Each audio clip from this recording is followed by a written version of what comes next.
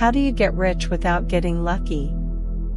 This is the ultimate question that has haunted entrepreneurs, investors, and dreamers for centuries. Most of society operates under the assumption that wealth is the result of sheer brute force. We are taught that if we want to be rich, we need to work 80-hour weeks, save 10% of our paycheck, invest in index funds, and wait 40 years for compound interest to slowly build our nest egg.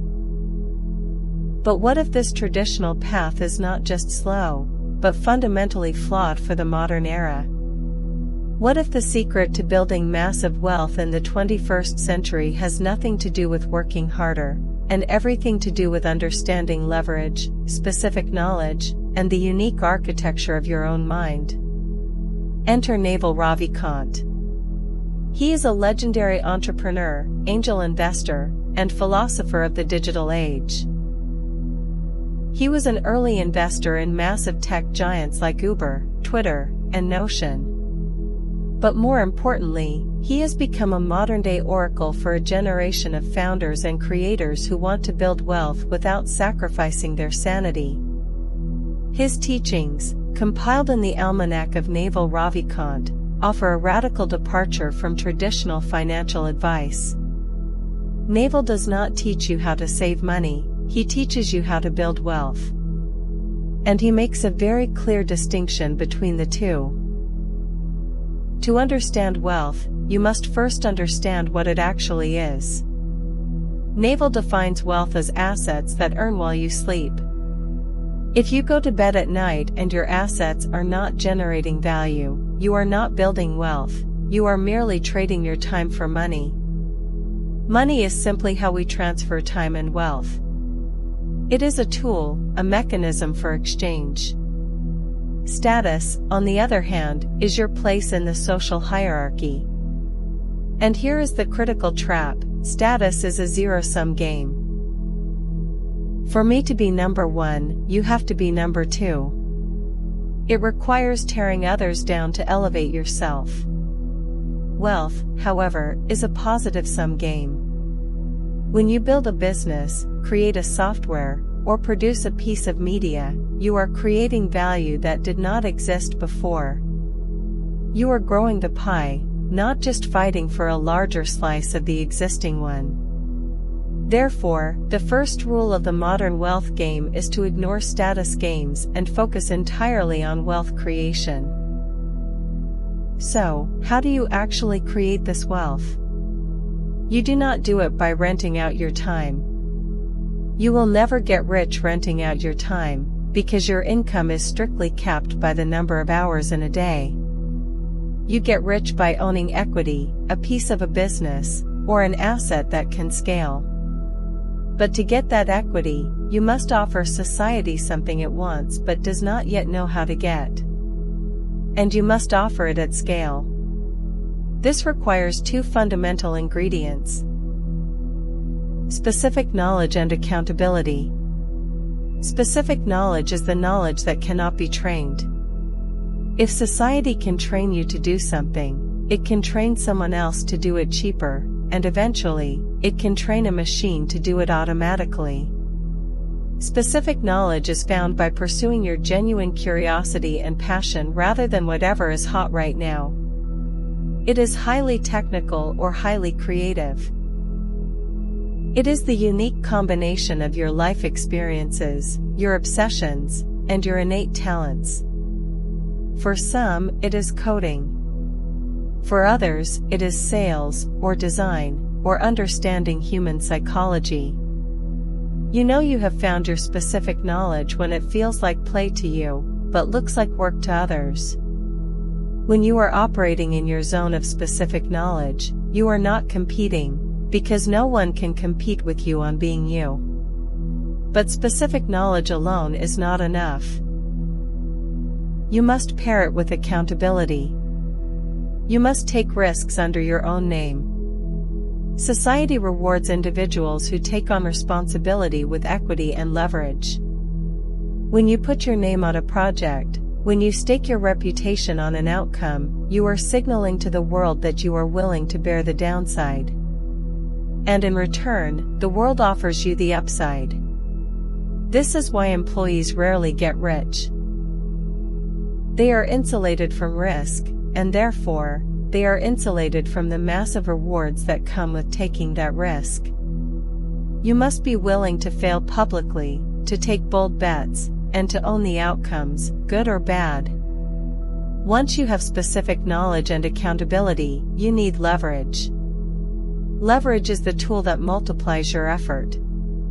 Without leverage, your output is strictly limited by your personal input. With leverage, a single unit of your effort can produce 1,000 units of output.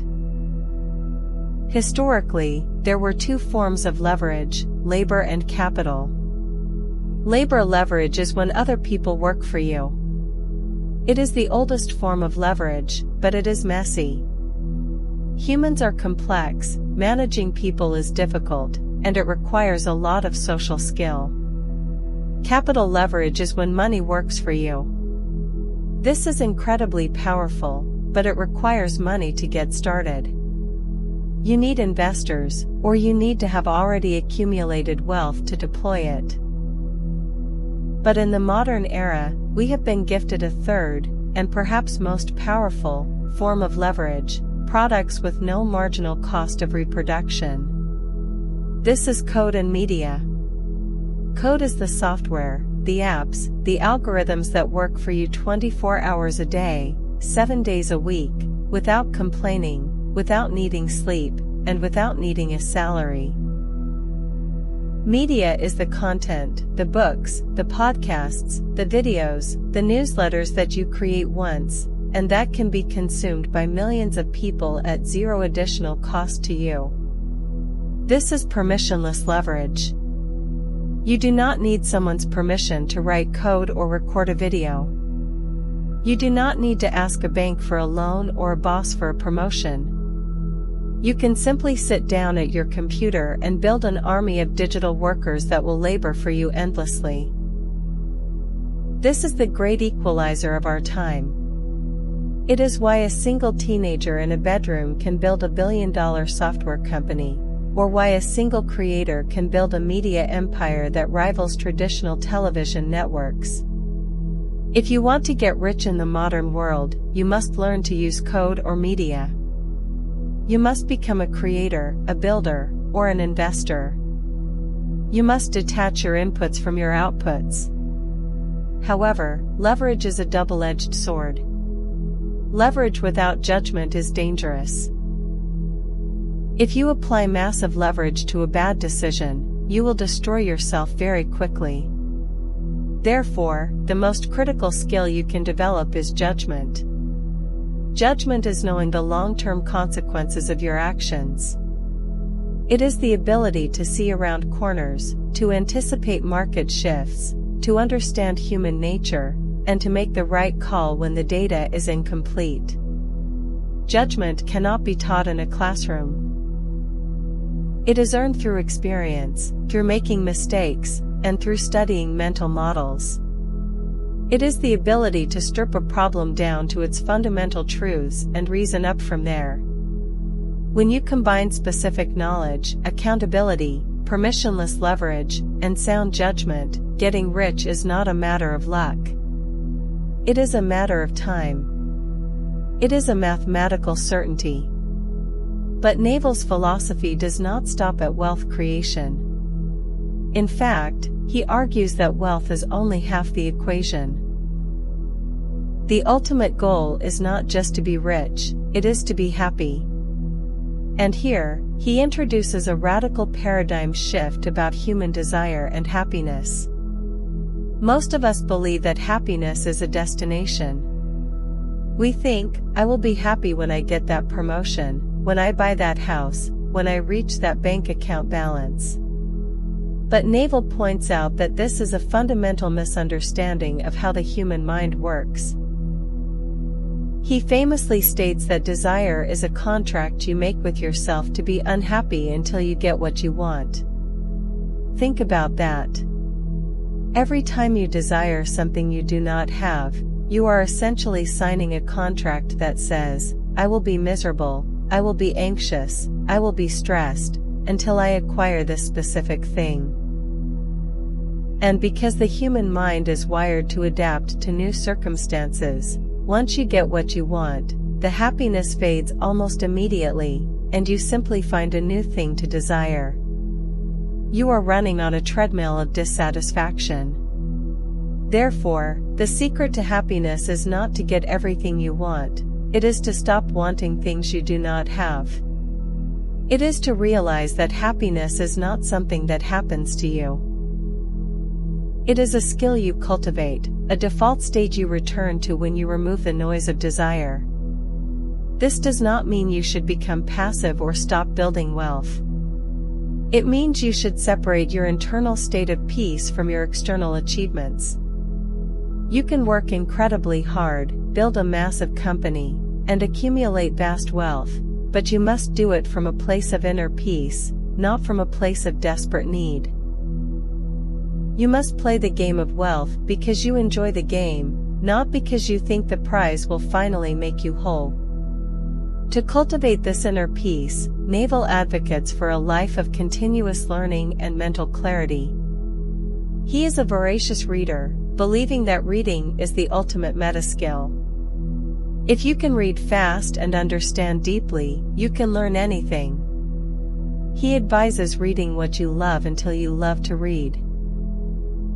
He does not believe in finishing books just for the sake of finishing them. If a book is boring, put it down. Life is too short to read boring books. Instead, read the foundational texts. Read the books that have stood the test of time.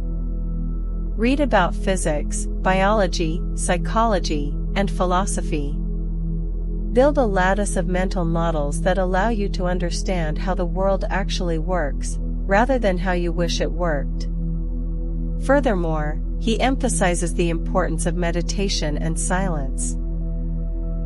Not necessarily the traditional, sitting cross-legged meditation, though that is useful, but the practice of giving your brain a break.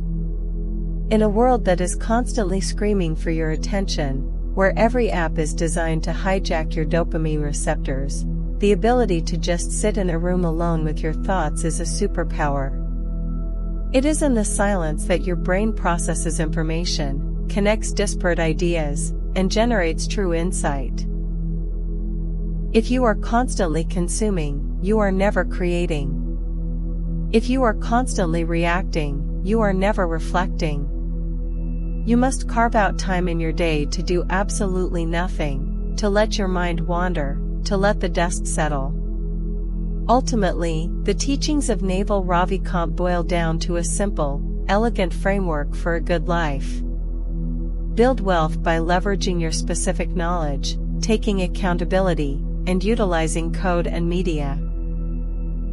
Play long-term games with long-term people, because all returns in life, whether in wealth, relationships, or knowledge, come from compound interest. And simultaneously, cultivate your inner world. Realize that happiness is the absence of desire, and peace is the ultimate prize. Do not sacrifice your peace for your wealth, and do not sacrifice your wealth for your peace. You can have both, but only if you understand the rules of the game.